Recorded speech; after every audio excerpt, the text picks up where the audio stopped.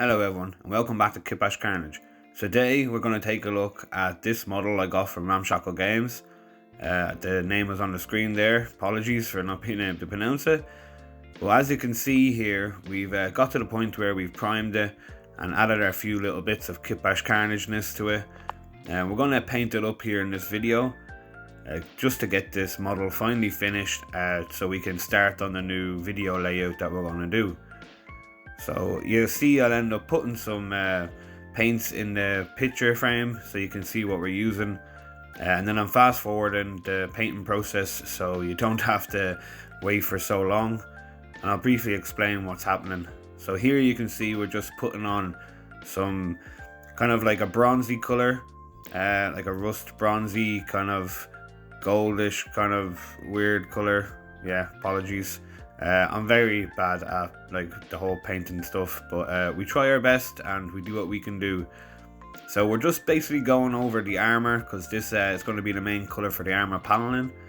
You can see I have a red undercoat all over it, and that is basically, you can use any undercoat, but I used red because the main theme of the armies I go with has majority of red in it, so I always try to use a lot of red. Because instead of if you miss a spot of paint, the red comes from the undercoat, and this can just make an effect of like paint chipping off and stuff like that. So yeah, that's why I use red, and you can use black as well for a good undercoat, and lots of other colors, white and speckle and all that stuff.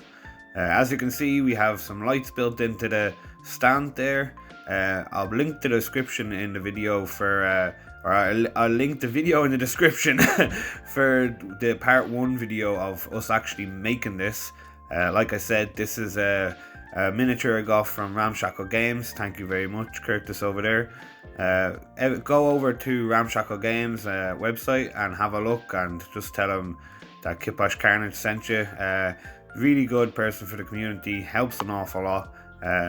Very creative as well, and get a lot of inspiration from some of the miniatures on his website and from other creators also. So yeah, go over there and take a look.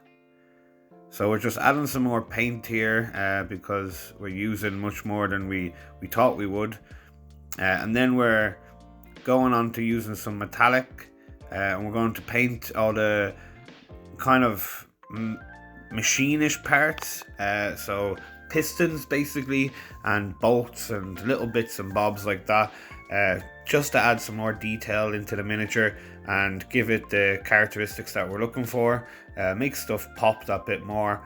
I don't use too many colors in my minis when I paint. I'm still basically trying to figure out my own painting style. So if you ever think like myself that you don't like painting or you're not that good at painting, it's only because you haven't figured out your unique painting style yet. And once you figure that out, so I've been told life tends to get easier when you're painting, and you just fit into your own little niche, whether it be speed painting or airbrushing, or taking days and days to paint one model, or I prefer to just paint everything all in one go and literally just paint a whole army or a whole model or a whole something in one sitting, because I wouldn't say my attention span, but I love to move on to the next project really quickly. So but this year, like I said, we're trying to change all this and complete projects before we move on to the next one, because if we go the way we're going, we'll end up having a bigger pile of progress, not shame, a bigger pile of progress to deal with.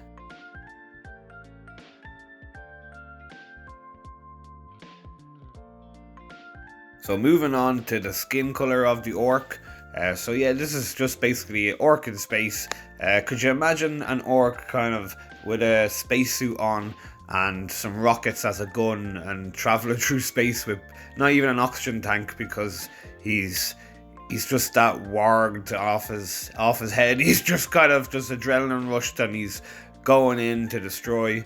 As you can see also, we put the bullets there, and we paint them up to the best of our ability to make it look as if they're firing out of the gun.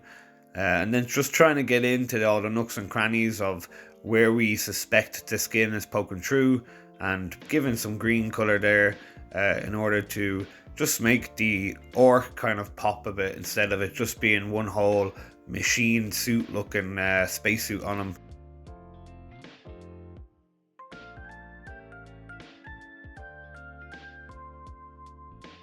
So just trying to make sure that we only paint the skin tone green where we want it to be, trying to keep off of any armor panels or off of the teeth, kind of, because we're going to need to obviously paint the teeth up, and green would kind of show more through the white than what's on the teeth right now, that little bit of red. So yeah, just trying to do our best here, be as neat as possible. But things happen, and life is life. So good thing about paint is if you get something on somewhere where you don't want it, you can always wait till it dries and either remove it with some nail varnish remover or white spirits, or you could just paint over it. So you'll see me do that in the very end of the video, just going over places and getting little bits that I've maybe made a mistake on, and just refining the whole progress.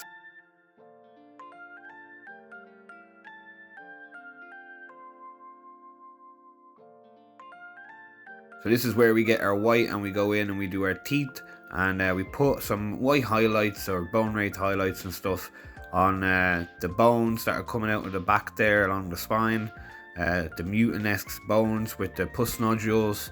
As I said, keeping towards the theme of our mutant bears of faith army, because I like the whole story, the lore of the army.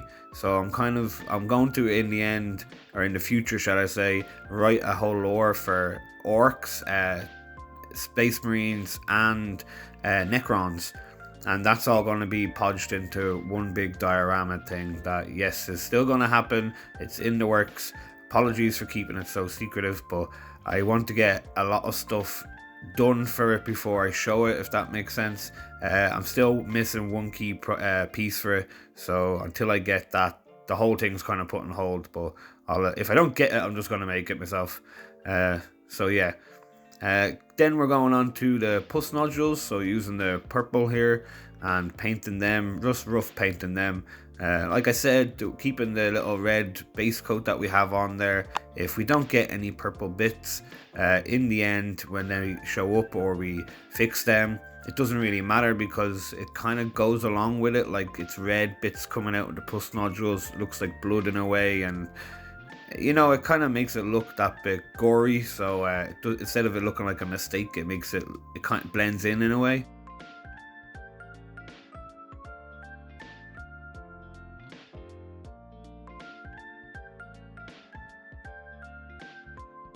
Sorry for the camera focusing in on my knuckles on the top of the paintbrush instead of the miniature itself. I'm still getting used to this whole YouTubing and video film and stuff.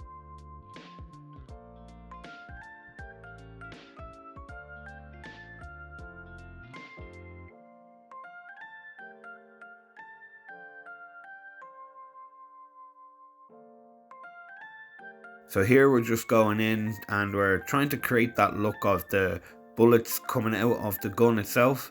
So just dabbing some colours for like flames on the wire that's kind of holding the bullets, and then also going in on the rockets on the back of the pack that the orc has on. Just putting some blodges here and there, and then going in with some blue and white, and this is kind of trying to recreate that look of blue kind of flames, you know, coming out of a rocket pack. So yeah, we're a little bit messy here, but you know, what can we say, you know? This is what it's all about, is creativity. We're even putting a bit of blue around the pus nodules and on the actual mechanics of the pack itself. This is going to highlight the flash or the brightness of the flame itself. Hopefully that's what we're going for. So we're trying to do stuff here that we haven't done, and yeah, if it works, it works. If it doesn't, it doesn't. But that's what it's all about, is trying things, learning from your mistakes, and then homing them skills, and then yeah, you finally reach that point where you can just do this again and again and again. So yeah, we're adding in here a little bit of Flora Blue from Green Stuff World. If this is added onto like a base color, so via the white and blue base color we just put on there, it brightens it up. It's kind of under fluorescent light as well. It will glow that bit more. So this kind of makes it pop and makes that flame, that light color come out more than just a paint. So it makes it look like under the illusion that it is a light source.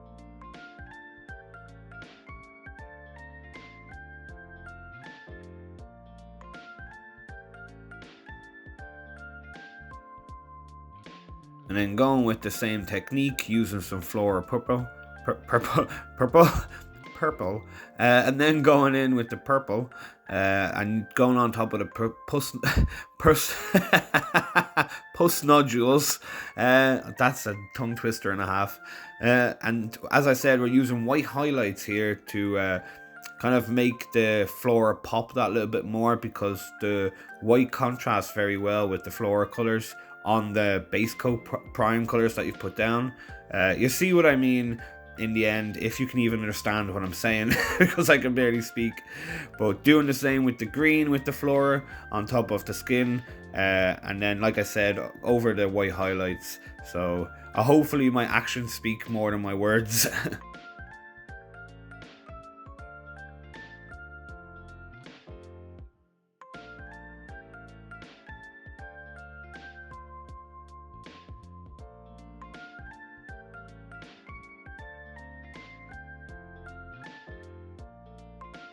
Make sure you get them toes.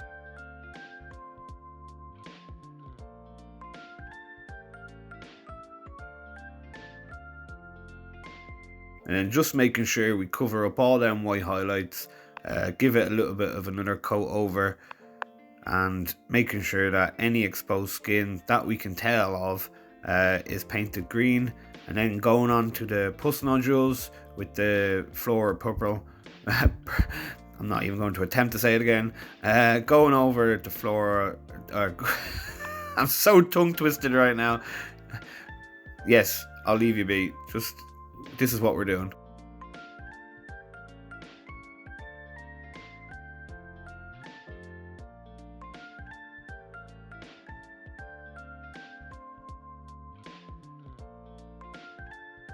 So I'd just like to take this time just to thank each and every one of you for subscribing to the channel. If you haven't subscribed yet, all it takes is just a click of the button. Same with the like, it's just a click of the button. Or if you want to take your time to write me a comment about anything got to do with the channel, future videos, ideas that I have, or anything I've mentioned, or past videos. Believe me, a lot of past videos are going to be finished in the next couple of days. I've already started on another video while we're speaking on this video, so you watch the next few days and you'll see some past projects be completed.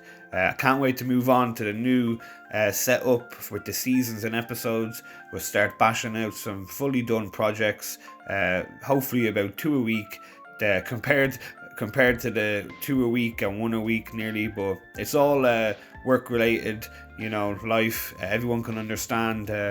You know, there's not that many hours in a day, although there's 24, there should be 26. That will give everybody else 2 extra hours for doing projects. That's what I always say. But yeah, thank you very much again for each and every one of you for subscribing, commenting, sticking around, watching my mad antics, and trying to, yeah, there we go, mad antics, and a spike just fell off. Well, yeah, let's get back to it.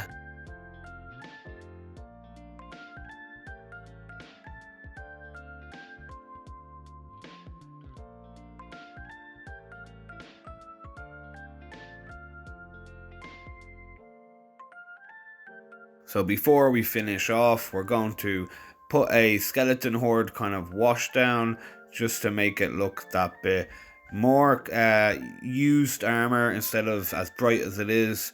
And also the skeleton horde will get into some recesses and into some cracks and give it that little bit of a oof that we're looking for. Apologies again for the terrible camera angles, but we shall get better. I'm just trying to save up basically to get new equipment for the whole YouTube and stuff. At the moment we're still using our phone, hence when we go live the angle is portrait, and portrait, landscape, yeah, you know what I mean.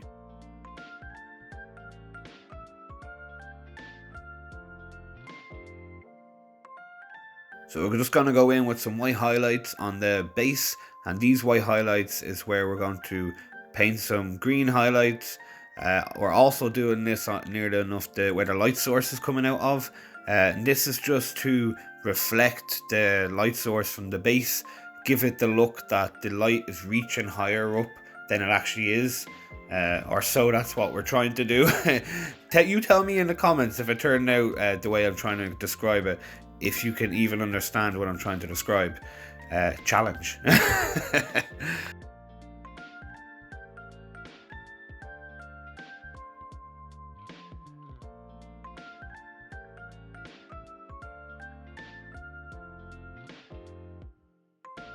And the good thing about the bullets being on wire and not like stiff is that if you bang them off stuff, and like I am banging it off the floor there, see them bending? They're not going to break off. You can just bend them back to place. So there's a little tip. Try not to use a sturdy thing to hold bullets or anything like that, because more inclined of it to just snap off.